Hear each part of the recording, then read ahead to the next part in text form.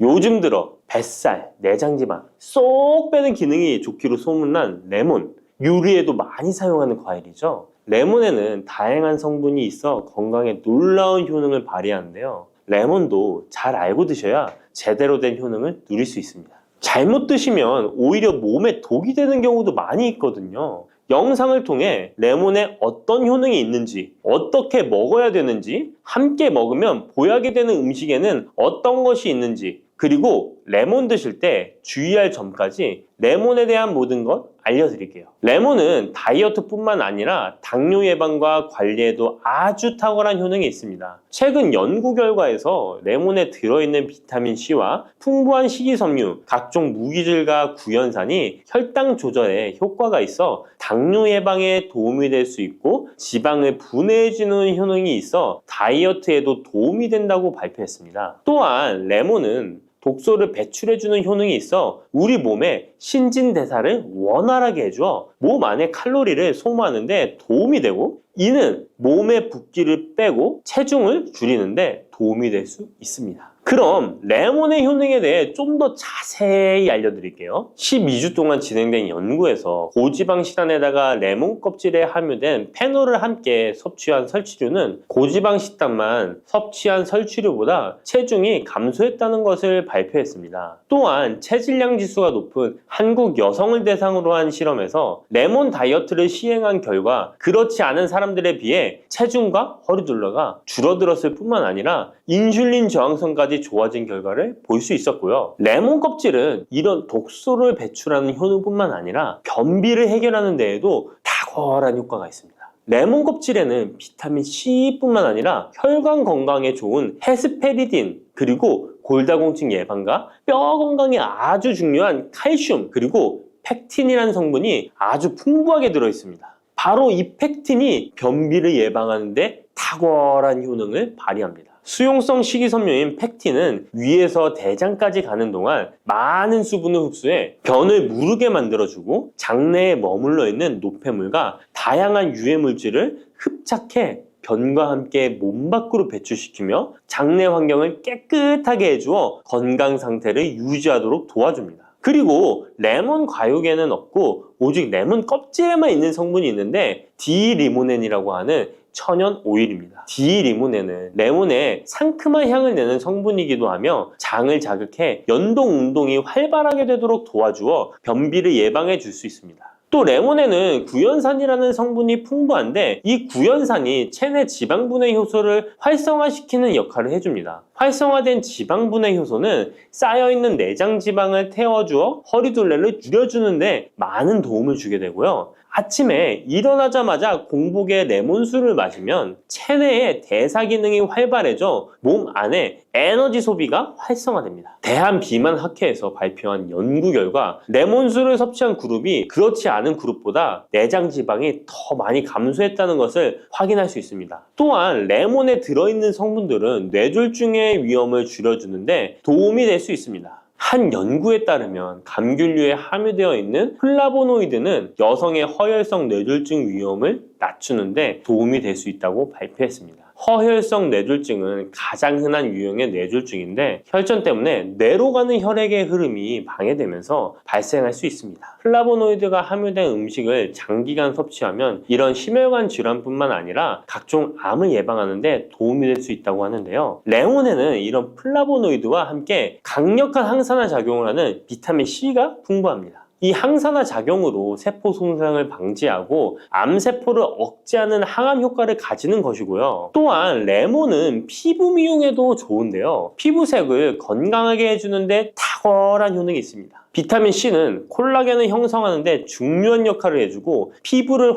환하게 해주며 잡티를 제거해 주는데 효과가 있기 때문이죠. 그리고 레몬의 놀라운 효능 중 하나는 당뇨를 예방, 개선하는 데 탁월하다는 겁니다. 레몬에는 헤스페리딘이라는 플라보노이드 성분이 들어있습니다. 이 헤스페리딘은 인슐린 감수성을 높이는 데 도움을 주는데요. 인슐린 감수성이 좋아야 혈당이 잘 조절되는데 당뇨가 발병하면 이 감수성이 떨어지면서 인슐린 저항성이 생기게 됩니다. 헤스페리딘이 인슐린 저항성을 개선하는 데 많은 도움을 주게 됩니다. 또한 레몬에는 많은 양의 항산화 물질들이 들어있습니다. 비타민 C뿐만 아니라 폴리페놀, 폴라보노이드 등 다양한 물질들이 혈당으로 인해 공격받고 상처난 세포들을 보호해주는데 장의 베타세포를 보호해주는 것이 아주 중요한 효능입니다. 베타세포는 인슐린을 분비하는 세포인데 당뇨가 생기면 가장 먼저 타격을 받게 됩니다. 레몬을 통해 베타세포를 보호하여 당뇨를 예방할 수 있게 되는 것이죠. 이 레몬을 복용하는 가장 좋은 방법은 바로 레몬수입니다. 그럼 레몬수를 만드는 방법을 바로 알려드릴게요. 깨끗하게 씻은 레몬 1개와 물 1리터를 준비해주세요.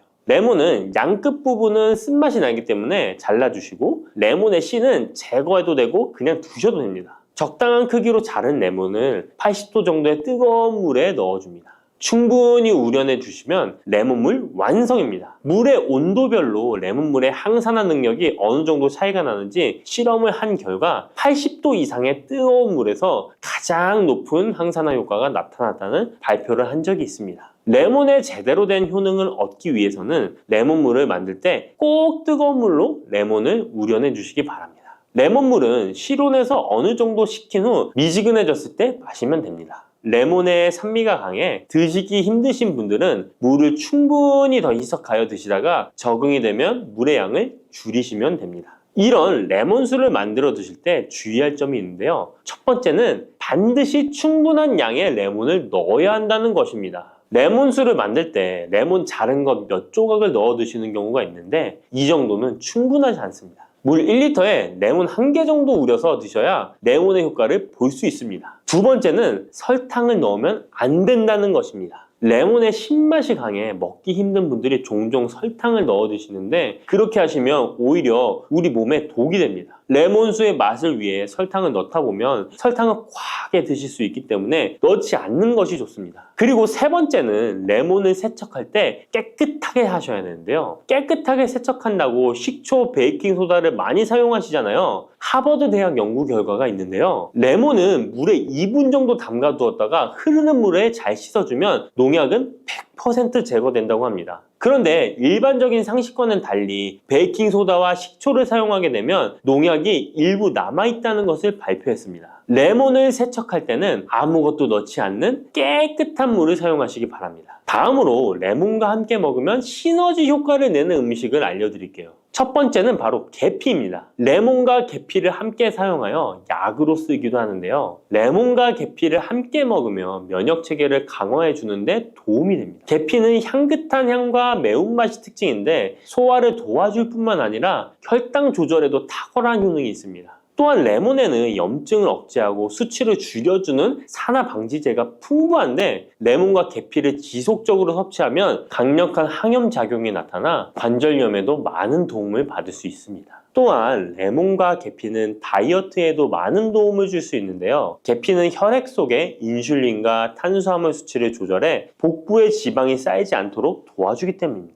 그리고 레몬은 고구마와 함께 드셔도 좋은데요. 고구마는 베타카로틴, 비타민C, 식이섬유 등이 풍부하게 함유되어 있어 염증을 감소시키고 안구세포를 보호하는 효과가 있는데요. 항산화제인 베타카로틴이 매우 풍부해서 안구 건조증의 위험을 줄이고 눈 건강에 많은 도움을 줄 수 있습니다. 레몬도 비타민C와 다양한 항산화 물질을 함유하고 있어 함께 섭취하면 항산화 효과를 더욱 높일 수가 있겠습니다. 50대 이후에 근육이 많이 빠졌다면 이것을 드시면 됩니다. 요새 들어 몸이 예전 같지 않다고 느끼시는 분들 계신가요? 만약 그런 분들이 계신다면 몸에 단백질이 부족한 것을 의심해 볼 수도 있습니다. 나이가 들면서 왜 단백질 섭취가 중요한지 그리고 그에 따른 여러 가지 사실들을 알아보려고 하는데요. 나이 들수록 단백질이 더 중요하다는 말을 들어보신 분들도 많이 있을 거예요. 우리 몸의 필수 영양소라는 단백질, 이 단백질 섭취가 중요한 이유 5가지를 알려드릴게요. 첫 번째는 근감소증 예방입니다. 나이가 들면 근육량이 자연스럽게 줄어들게 되는데요. 이를 근감소증이라고 합니다. 근감소증은 근육이 빠르게 줄어드는 질환으로 단백질은 근육을 구성하는 주요 성분인데요. 단백질을 충분히 섭취하지 않으면 근육량이 급격히 줄어들 줄어들게 되고, 이렇게 되면 근력도 같이 약화되며 근감소증을 유발할 수 있습니다. 단백질이 부족하게 되면 그 진행이 훨씬 더 빨라질 수 있는데요. 근육이 줄어들게 되면 일상생활을 하기 어려워지고, 이렇게 되면 근육이 더 감소하게 되는 악순환이 생길 수 있습니다. 단백질 섭취와 운동을 병행하는 게 가장 좋겠죠? 단백질이 중요한 이유 두 번째는 면역력 증가입니다. 단백질과 면역력이 연관이 있다고 하시며 의아해 하시는 분들이 있으시죠? 단백질은 우리 몸속의 세포 그리고 장기뿐만 아니라 수많은 호르몬을 구성하는 중요 요소입니다. 또 단백질은 면역 시스템에서 중요한 역할을 하는 항체와 효소를 생성하는데 백혈구라고 많이 들어보셨죠? 이 백혈구는 감염을 인식하고 싸우는 주요 면역 세포인데요. 이 백혈구가 주로 단백질을 사용하여 병원균을 인식하고 항체를 만들어 병원균을 물리치는데 중요한 역할을 합니다. 또한 우리 몸의 중요한 면역세포도